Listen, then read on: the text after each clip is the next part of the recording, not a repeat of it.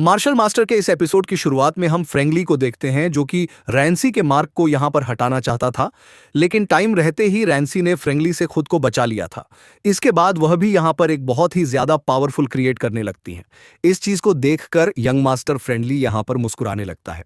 दूसरी तरफ एनसी ने यहां पर अपनी स्वॉर्ड से एक बहुत ही ज्यादा पावरफुल अटैक को क्रिएट कर लिया था, जिसकी वजह से एनसी के आसपास में बहुत ही ज्यादा है अमाउंट में इस रिचुअल एनर्जी इकट्ठा हो जाती है। इसके बाद रांसी यहाँ पे बहुत सारे स्पिरिचुअल बॉर्ड को क्रिएट कर लेती है और इससे फ्री नकली के ऊपर अटैक करने लगती है, लेकिन फ्रेंडली तो बहुत ही आसानी के साथ में इन सभी अटैक को एडवाइस कर लेता है। इसके बाद फ्रेंडली ने यहाँ पर एक स्पिरिचुअल बॉर्ड को पकड़ भी नहीं आता और इस चीज का इसके ऊपर कोई भी असर नहीं होता है, जिसकी वजह से फ्रेंडली ने बहुत ही आसानी के साथ में है इस चीज को यहीं पे डिस्ट्रॉय कर दिया। और मैं आप सभी की जानकारी के लिए बता देता हूं कि यंग मास्टर फैमिली के पास थंडरबोल्ट ही है, जिसकी वजह से रैंसी के अटैक है इसके ऊपर कोई भी असर नहीं हो रहा है, इसलिए यंग मास्टर फैमिली इतनी आसानी के साथ रैंसी के अटैक हुई जब कर पा रहा है। इसके बाद ये मास्टर फ्रेंडली बोलता है, क्या तुम यहाँ पर मेरी पावर को टेस्ट करना चाहती हो कि मैं कितना ज्यादा पावरफुल हूँ? तो मैं तुम्हें दिखाई देता हूँ कि मैं कितना ज्यादा पावरफुल हूँ, और तुम्हारे लिए यही अच्छा होगा कि तुम मेरे साथ चलने के लिए तैयार हो जाओ, क्योंकि तुम मुझे बहुत ही ज्यादा पसंद हो। इसके बाद वो अचानक से के बहुत ही ज्यादा नजदीक पहुंच जाता है। इसके बाद वो रैंसी के मार्क्स को हटाने ही वाला था, जिसे देखकर एक बल के लिए रैंसी भी बहुत ही ज्यादा शॉक हो जाती है। इसके बाद रैंसी यंग वास्टर फैमिली के इस अटैक को डॉज कर कर किसी तरह से दूर चली जाती है, जिसकी वजह से यंग वास्टर फैमिली को बहुत ही ज्यादा गुस्सा आ जाता है और वो बोलता है, अगर एक बार मैंने तुम्हारा यहाँ पर रियल फेस दे दिया तो इसके बाद तुम मेरी हो जाओगी। इसके बाद रैंसी भी नीचे की ओर आ जाती है। इस ट्रेन को देखकर ये मास्टर फैमिली मन ही मन में बहुत ही ज्यादा खुश हो जाता है, क्योंकि इसने यहाँ पर अपने ग्रेविटी प्रेशर से रैंसी के ऊपर एक छोटा सा अटैक कर दिया था, जिसकी वजह से रैंसी अपनी जगह से हिल तक नहीं पा रही थी, क्योंकि यंग मास्टर फैमिली का ये अटैक बहुत ही ज्यादा पावरफुल था।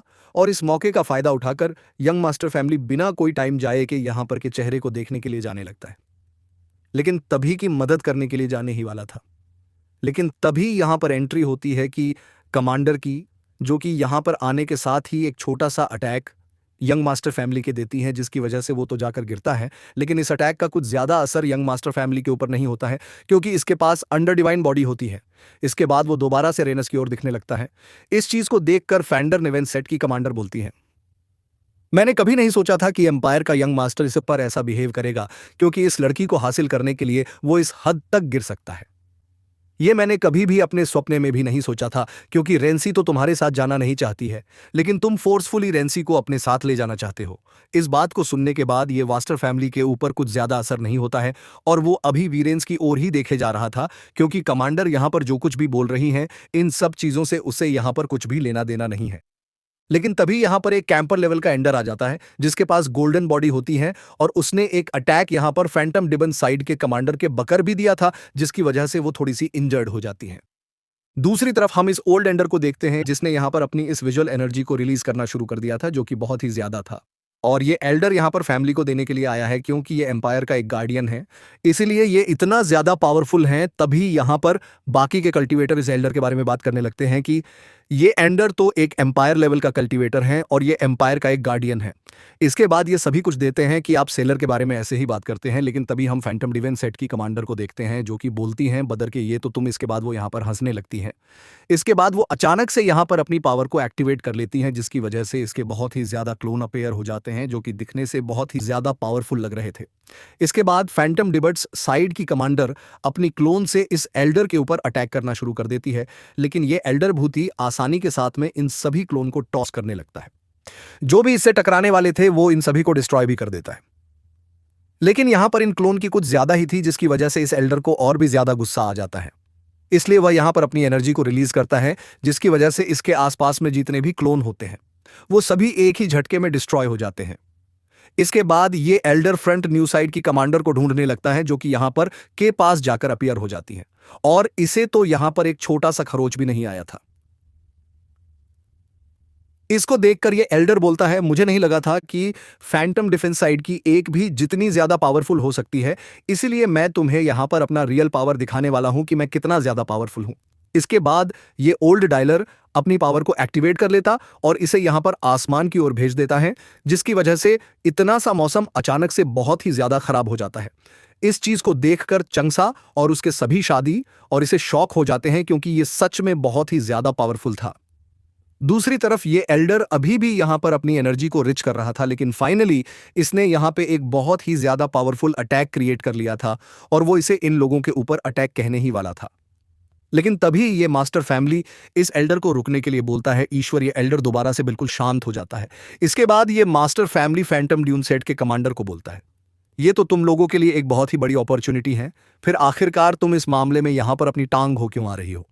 क्योंकि फिशर में मैं ही एम्परेयर बनने वाला हूं और इस स्टेज की वजह से तुम लोगों को बहुत ही ज्यादा बेनिफिट मिलने वाला है। इस बार फैंटम डीमैट की कमांडर या मास्टर फैमिली के पास आ जाती हैं और वो बोलती हैं, ये चीज फ्यूचर में ही पॉसिबल है, क्योंकि इस चीज के बारे में किसको पता है कि तुम फ्यूचर में, इसलिए तुम फिलहाल के लिए रेंसी के बारे में अपने सपने में भी नहीं सोचना रही। तो इस चीज का अंजाम बहुत ही ज्यादा पूरा होगा, क्योंकि फ्यूचर का फ्यूचर में देखा जाएगा कि तुम एम्परर बनते हो या नहीं। इस बात को सुनकर फैमिली को बहुत ही ज्यादा गुस्सा आ जाता है और वो फैंटम लेवल सेफ्टी कमांडर के ऊपर अटैक करने ही वाला था, लेकिन तभी वो दोबारा से अपनी ज्यादा पर आ जाती है।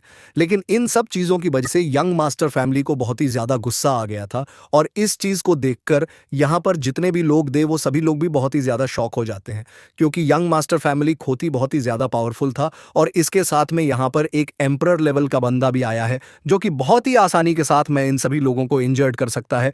इसलिए यंग मास्टर फैमिली आज इस जगह पर इतना ज्यादा उछल रहा है। इसके बाद वो बोलता है, मैं इस चीज का फैसला आज यहीं पर कर दूंगा कि रेंसी सिर्फ मेरी है। इसके बाद वो यहाँ पर अपनी एनर्जी को रिलीज करने लगता है, जो कि बहुत ही ज्यादा थी।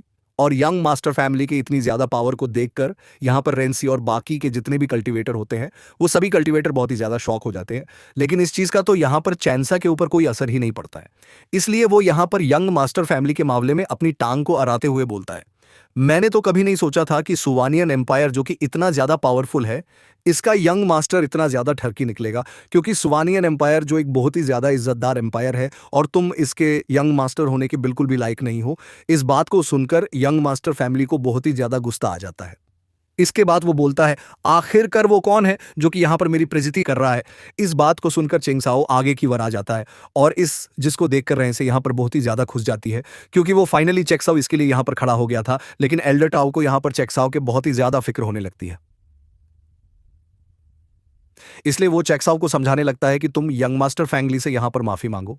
लेकिन चेक्साओ तो यहाँ पर माफी मांगने के लिए तैयारी नहीं था, इसलिए अल्दर ताओ खुद यंग वास्टर फैंगली से यहाँ पर माफी मांगने लगता है।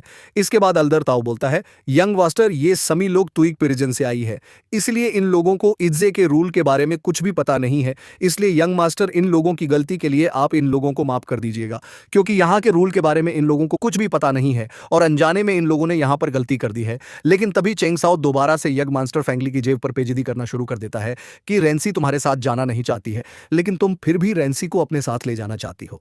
ये कितनी ज्यादा सर्व की बात है। और सुआनेन अंपायर में क्या कोई लड़की नहीं है जो कि तुम इस जेब पर ऐसी हरकत कर रहे हो जबकि तुम एक प्रिंस है? कि